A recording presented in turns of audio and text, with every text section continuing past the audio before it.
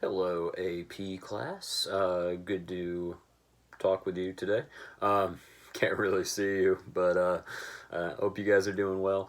Gonna go through book 5.34 today.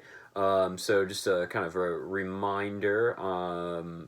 What we've got so far, we've got Sabinus and Cotta had led um, their troops out of the winter camp based on some information that they had received from Ambiorix, but unfortunately, they have found themselves ambushed, and they are currently in a ravine, basically, getting attacked by the enemies. Okay, so that's kind of where we pick up here at 5.34. Okay, so but a plan was not lacking to the barbarians or for the barbarians. Okay, so barbaris there are going to be a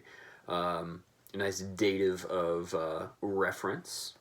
Okay, for their leaders ordered that it ordered them. Excuse me. There are a couple ways you can do this. Their leaders ordered. You could say something like ordered them to announce.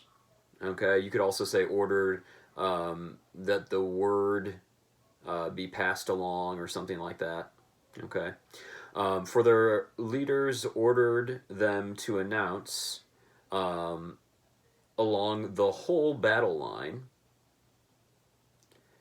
that no one should leave from his place.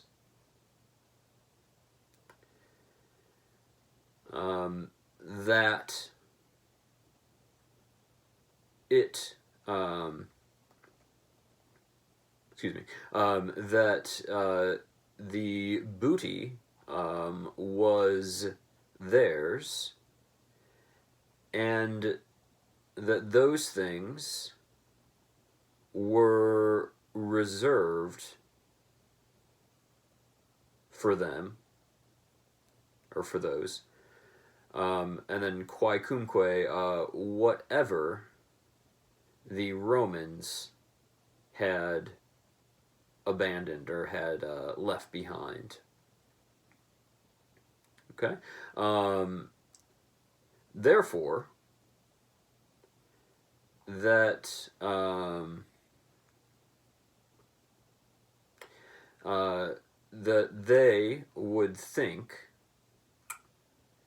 that all things were placed or were positioned, and then literally in victory, or we'd probably say like for their victory. Okay, but in victory is fine. Okay, so let's unpack that sentence a little bit there. So you've got the userunt, that's the verb of ordering, and then you're going to get what your book calls that. Oh, where is it? It's that like volative in a clause of substantive clause or something like that. But once again, it's the Wheelock jussive noun clause. So they ordered such and such to be done. Okay, so that the word be passed along that not anyone should leave from his post. Okay, and then loco there, nice ablative of separation.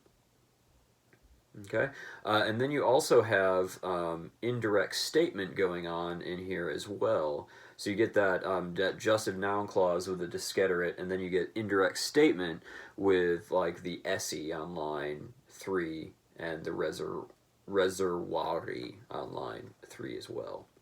Okay, Um, all right, and then the last one there, um, existimarent, again, I think is probably continuing on the jussive noun clause. Um, your book says subjunctive and indirect statement dependent on the speech implied by infinitive, but I think it works fine to take it as a probably as a jussive noun as well. Okay, going on to line 5. Okay, they were equals.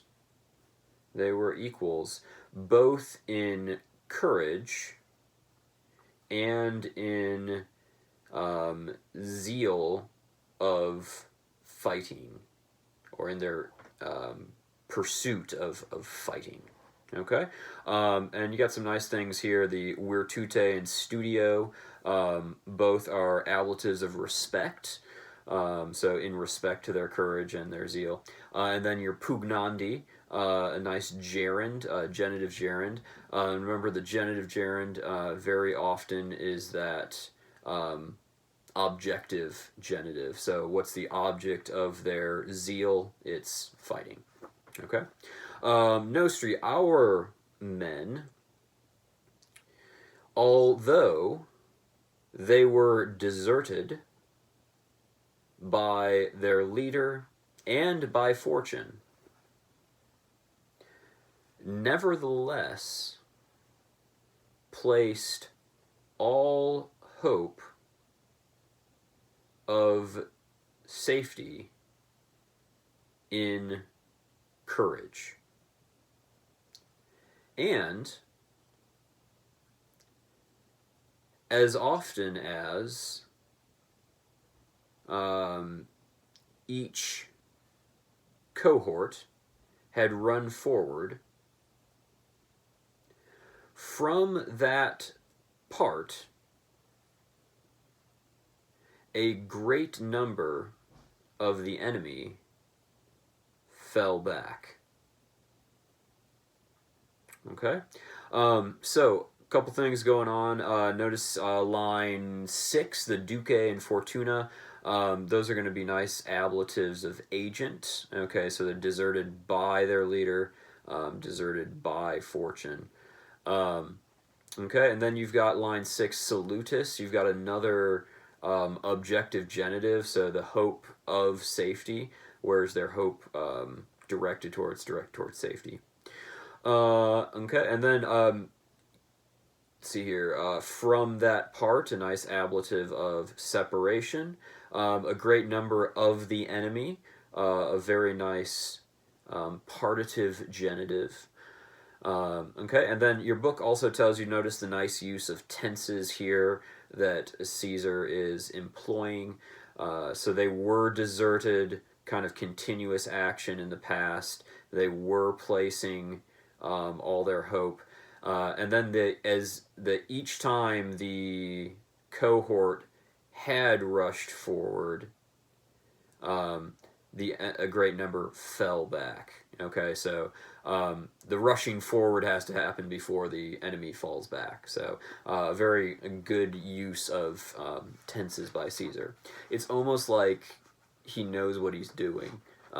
It's kind of awesome, actually. All right, and last page here. This is line 9. Okay, and you've got that connective relative starting off here with the qua. And with that thing having been noticed, okay, so in other words, when Ambiorix noticed that, his men were getting beaten back in certain spots, so with this thing having been noticed, Ambiorix orders it to be announced. Okay, so again, we're going to get this jussive noun clause. Notice here also he switches to the present tense. Okay, so to really give a lot of emphasis and vividness to the situation, So he switches into the present. So Ambiorix orders it to be announced that they should hurl their weapons from afar, from a distance. Okay? And that they should approach, or excuse me, and that they should not approach more closely or nearer, that they should not approach nearer. And that they should yield, or that they should give way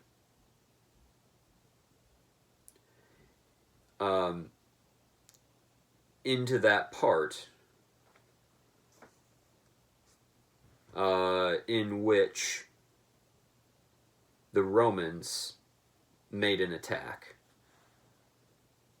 Okay, and then you got this little parenthesis here.